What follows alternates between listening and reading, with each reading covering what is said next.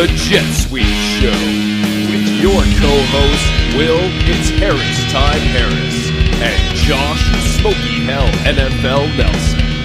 Strap in, folks. You are cleared for flight in 5, 4, 3, 2, 1. Thank you, Monday Night Football fans, for joining the Jet Sweep Show. It's your favorite time of the week. And if it's not your favorite time of the week, it's certainly our favorite time of the week, where I get to kick it with my good friend and co-host, Josh Smoky Hell Nelson. How the hell are you, brother? I just want to start off and say, Will, I love you, buddy. You're the fucking best. But, love you, man, you want to hear a crazy stat? Okay, Daniel Jones' 1-yard score in the second quarter was his first pass completion in the end zone this season.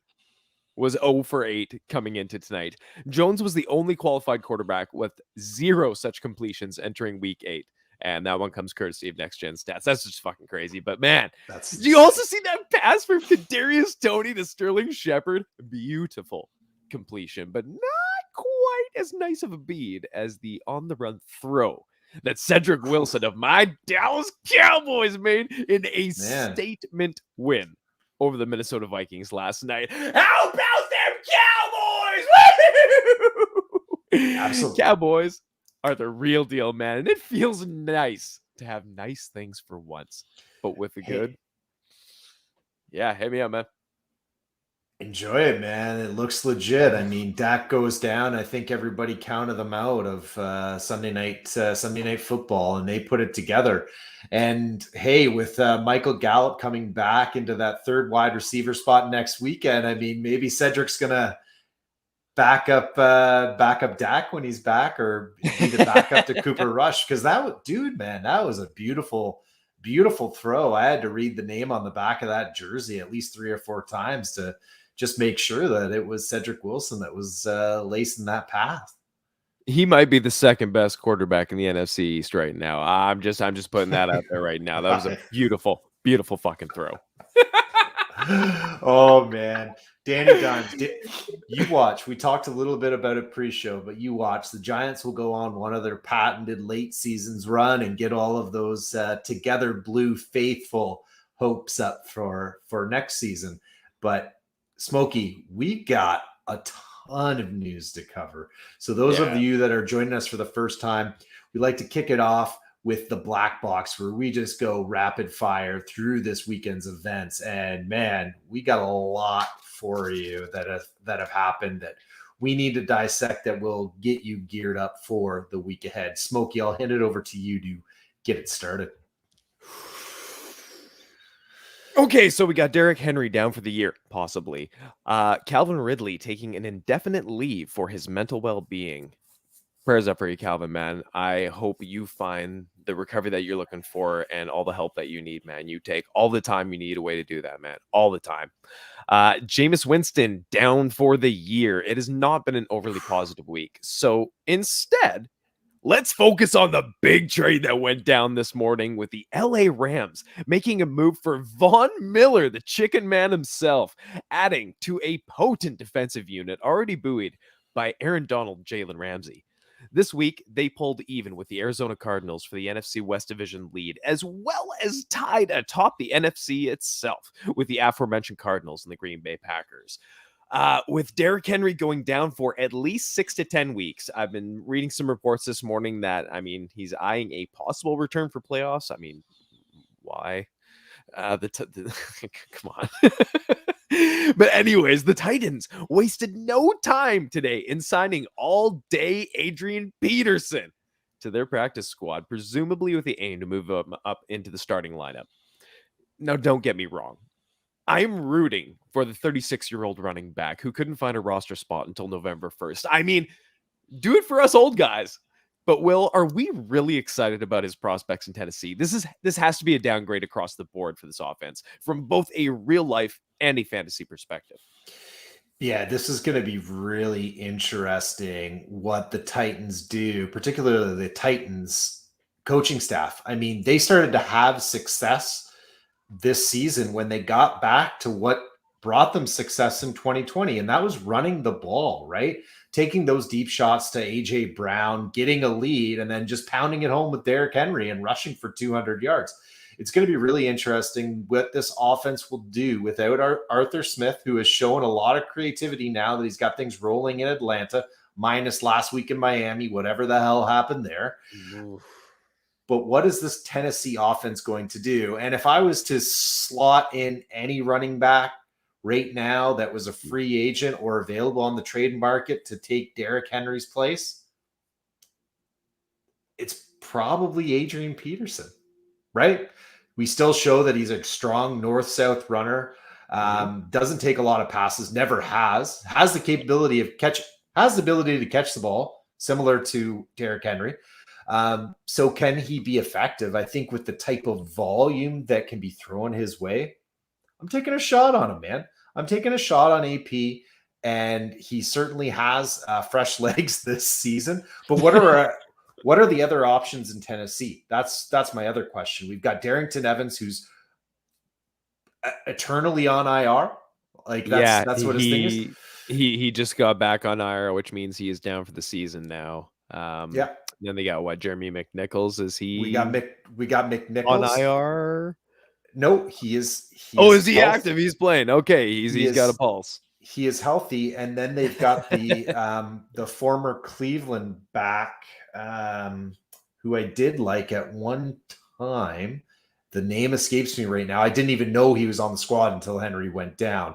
But what are the options here? Is it AP? I mean, I think Tennessee does have these playoff aspirations that are, hey man, they're stringing together some wins here, right? Like we're talking about a team that could compete. When you look at the division, they just beat the Colts, right? Yep. Which I was surprised. And then before that, we saw the win against the Chiefs, and the Chiefs, they look like they're in a tough spot. So I like AP. I am going to be active on him. I added him wherever I could today. I was going around where, where free agents are still available and you haven't had a player. I dropped our boy Jet McKinnon today. So long, Jet. For AP. So I've talked about the old guy who's still a good running back, but I wouldn't let babysit my kids. What are you thinking about it?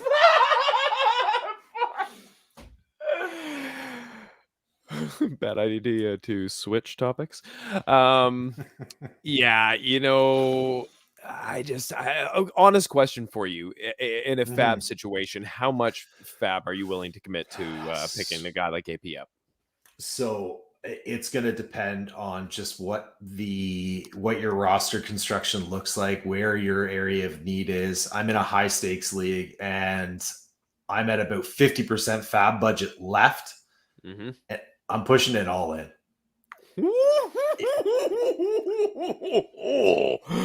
In that scenario, I am, because there's going to be a big desperation for running backs.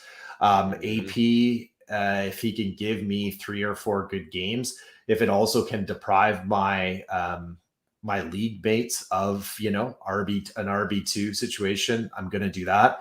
In a more traditional league where I still have a lot of available fab, I'm gonna put in 30% to keep other teams honest, but I'm not going all in those situations. No. In the high stakes league, it's going to be a little bit different, but I would say about 30% of my fab, because it's getting to, I mean, who's left out there? The next one is Gurley, that could potentially come back, but given the situation, who would you rather have, AP or Gurley? Titans already answered that question. They signed Gurley or AP. Damn it, they signed AP. So that's where I'm at in the fab situation. I'm going to put an honest bid in. I don't think I'm going to win it, but that's where I'm at. I'm going to put in 30% of my remaining fab budget in regular leagues to try to win AP. How about you? I don't know if I'm as confident as you in this call, but I mean, if he's going to get the opportunity, I mean, he put up some numbers in Detroit last year. He So did. if he's going to get the opportunity, I mean, that's what you're looking for. Regardless of skill, regardless of anything else, if they're getting the opportunity, they have the chance to hit. And are you in a position where you're willing to take that chance? Or are you in a position where you have to take that chance? Yeah. That might be something you have to look into. So I don't hate that call at all. I'm just saying I'm not quite as ballsy as you. Yeah. It's the AP piece too is that he is a guy that thrives with volume, right? Like he gets better as he touches the ball more, and he certainly get him has that rhythm. He has that opportunity. You know, if AP would have landed in another team, like if he would have went to the black hole of running backs, let's say San Francisco, or ended up with Urban Meyer in Jacksonville, I wouldn't have been as bullish. But that Tennessee scheme and how they run the ball kind of fits in with what we know AP is good at. So I also wanted to circle back on just Mr. Ridley and say hats off to him, man. That's making a very important statement to the NFL and for mental health, that he said, I can't do this right now, and he needs to step away from the game. So you've already said it, but I just want to say that, you know, everything that you said, I echo those sentiments, and that Ridley's doing the right thing here. And it brings it back down to that human level that so often we forget about in fantasy football, that these are real people with real life problems, and sometimes they need their time, just like we all do. So I really respect Ridley, and had no problem taking zeros from Mr. Calvin Ridley in about 3 weeks this week. So I really hope that he gets the help that he needs and takes the time that he needs to recover. Absolutely, man. In the grand scheme of things, football don't mean shit. You got to get your mental health right. That's the most important thing. It does not matter whatsoever. But we've talked enough about old dudes in Adrian Peterson. Another old dude that I'm excited about is to see Von Miller in LA, just like what you said. But let's get into the flyby where we talk about the top performers from the week that just happened by each skill position. Lay it on me, Will. First up, we got the quarterback from Buffalo, Josh Allen, with almost 30 PPR points. He went 29 for 42 for 249 yards and 2 TDs with 55 rushing yards and 1 touchdown. Josh Allen is absolutely unstoppable and is quarterback one for the season, and I see that continuing until the end of the 2021 season. Michael Carter, awesome to see this kid rip it up. Yes. 32.2 PPR points, 77 rush yards, and one TD on the ground, and then 9 receptions for 99 yards.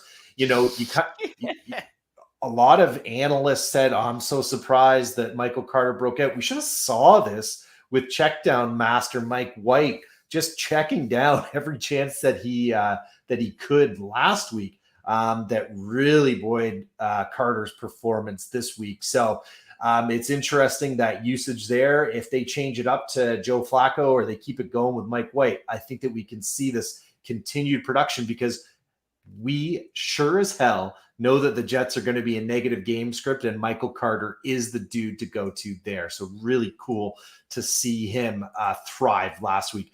I just want to jump in here and say, I love to see this, man. Michael Carter is the running back that kept Javonte Williams from being a full 3-down workhorse at North Carolina. So, I mean, the pass catching upside was always there. So for him to get that usage now, I fucking love it, because I have so many shares of this guy, because it was just a matter of time before they figured out that this guy is a weapon in their offense that they need to utilize.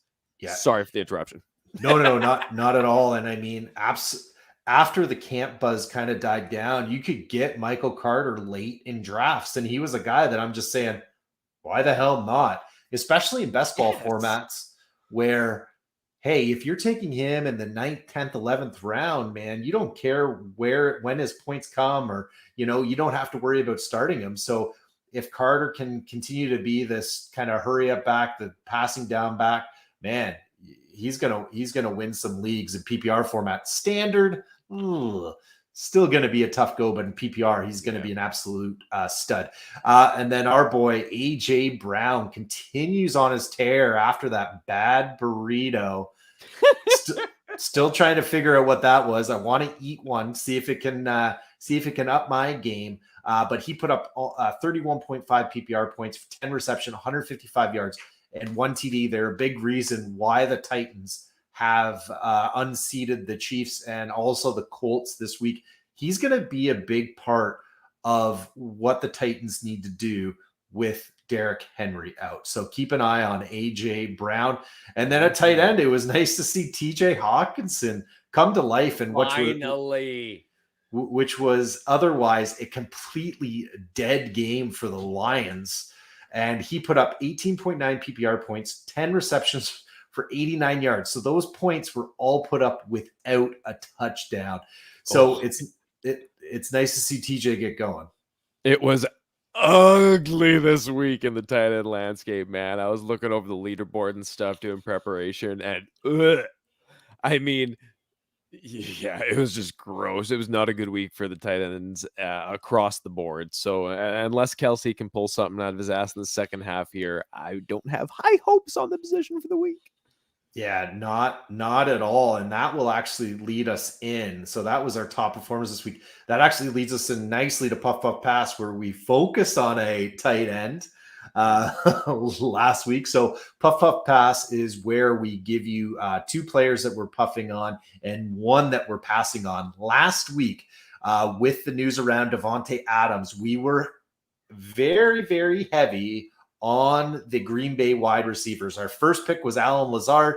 He was ruled out with COVID. Our next pick was Randall motherfucking Cobb, who actually put up the most Randall Cobb stat line with 3 receptions, 15 yards, 2 tutters for 16.5 fantasy points. Not a bad get. Not a bad get last week. And we were puffing on all of the Green Bay receivers not named Davante Adams, and Randall Cobb was one of those. So we hit on that.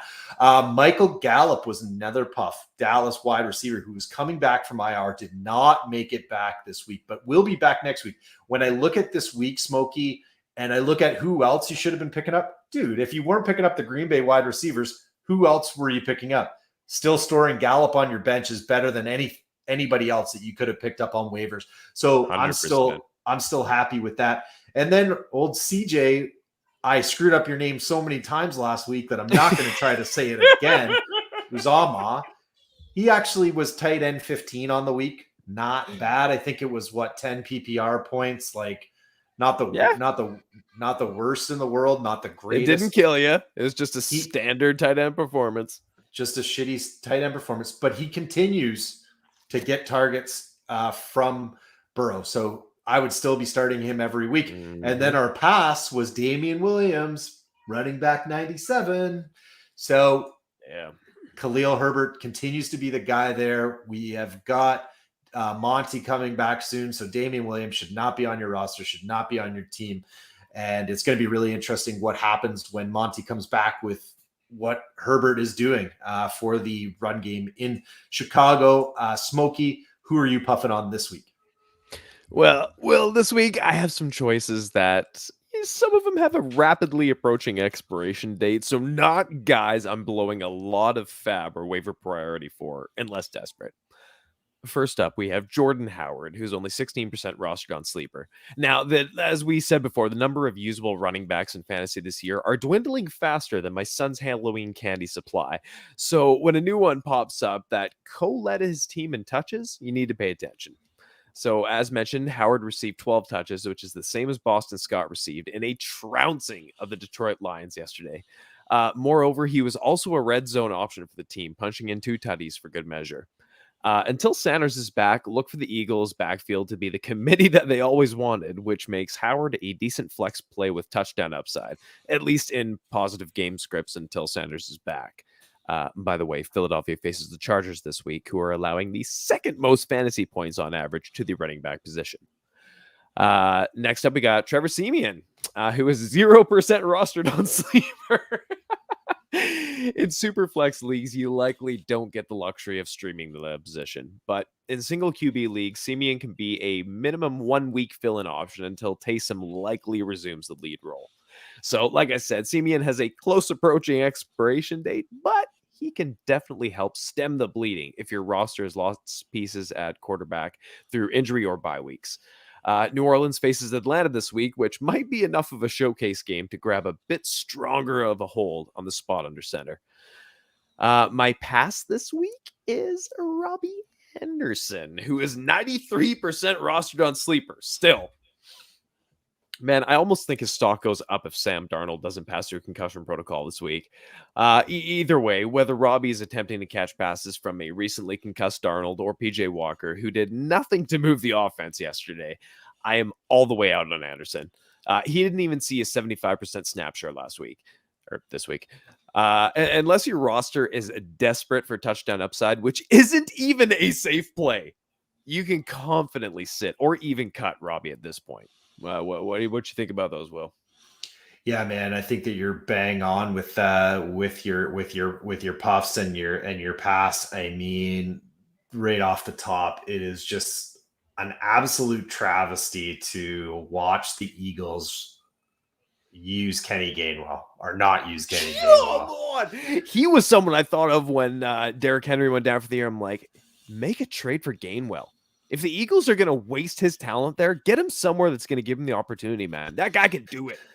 Absolutely. So I don't know if he must be in Sirianni's doghouse or something ridiculous. Like they even started to use him at the end of the game when it was a complete blowout. That's when he got all of his rushing yards, which makes absolutely no sense. So hats off to Eagles fans and all the suffering that you guys must go through with this coaching staff, because it doesn't make any sense. And Joho, yeah, I mean, if they're going to be in positive game scripts, why not add them, right? Boston Scott's probably still available in a lot of leagues as well. Siemian, I mean, they'll make that offense work. Why not throw him in there? And then Robbie Anderson, I mean, that the Carolina Panthers aren't seriously considered Deshaun Watson or any other quarterback at this point is just an absolute shock for me. They have a team, they've got a defense that continues to rank in the top 5 in the NFL, if not the top ranked unit in the NFL. So good. And then they've got freaking what's his nuts from the Patriots that they just got, that cornerback. McCourty? No, Christ, name is escaping me right now. But anyways, fuck. He played last week. Did he? Oh, yeah. Anyways. They're playing so far above their level right now that, yeah, I don't see why they wouldn't be looking for a quarterback option. You're absolutely right. So, I mean, isn't Mariota off IR now? Stephon Gilmore. Sorry, I always get those guys confused. How do I forget a name like it's that? Okay. I had to. Hey, it's okay. They've also got AJ Boye too as well. Yeah, dude. Yeah, so it's an elite defense that they're not making overtures for Watson. Maybe they're just playing it really close to his chest. Sam Darnold is done. He is not an NFL caliber quarterback. He has established that. He's been given the opportunity. I think that they need to go out and make the move if they are going to seriously contend this season, or maybe they do it in free agency, right? Because Darnold is done after this season, right? So, and he's going to have no value in a trade either. No, he's not. I think that he's been given that opportunity, and yeah, for Robbie, I just don't get it, man. He was seeing the targets, just not doing anything with them, and it's tough to see it go that way for Robbie. I know he's been a favorite of yours and I for a while, and we haven't even seen those streaks that we normally do. Smokey, I just wanted to, we don't do it enough. I don't do it enough. It's something that I need to do more of, is just say thank you, man. Say thank you to everybody that's made the Jet Sweep show possible over our 2 seasons. I started off with Trav Seal at True North Fantasy Football that gave us our engines to start the Jet Sweep show. So hats off to Trav, man. I know that we don't get to connect as much as we used to. You got your hands full, but we appreciate everything you do. Would be remiss not to thank Mark Mathick for the amazing logos that you have provided me and Smoke over our 2 seasons, and the awesome merch that we've been able to rock out because of that. So thank you, Mr. Mathick, and also to Dan Made Graphics, who has also built love you, Dan. our amazing StreamYard backgrounds, and is just an incredible asset to the entire community for all that he does kind of behind the scenes. So Dan, really appreciate you. And, the next people that I want to thank is everybody that's tuned in over the last 2 seasons. We appreciate all your comments, all of your engagement, your banter in the live chat. We absolutely love that. And, it's really one of the reasons why Smokey and I do this. And then, my final thank you, and the reason that, I really love doing this is you, Smokey. And, I really appreciate Monday nights and the Sunday nights that you've taken to connect, to talk fantasy football, to help build the show sheets, and really put together an entertaining and what I feel is a really great product in the Jet Sweep show. So just want to take that time in between the Canadian Thanksgiving and the American Thanksgiving to just say thank you. So thanks, Smokey. Thank you, brother. All that back and more. I absolutely love you, and I can never show my appreciation enough for what you have added to my life, added to my career as a fantasy analyst, whatever you want to call that. The free time that I get to have fun with, I get to have fun with you doing it, and that means the world to me. You're a great human, and thank you to all y'all as well. Thanks, my man. And I'm gonna get this right this time. Unless you want to do it. No, I think you gotta give us one more crack. From Smoky Hell, Nelson and I, we gotta fly. But tune into the Jet Sweep show next week as we are your wingman to fantasy football success. Nailed it! Check you on the flight deck. Oh man, you nailed it. Thank you for tuning in to the Jet Sweep show. You can follow Will at It's Harris Time, Smokey at Smokey L NFL, and the show at Jet Sweep Show. You can find the podcast on Apple Music, Spotify, YouTube, and anywhere else you can find podcasts. Don't forget to subscribe. We'll see you next week.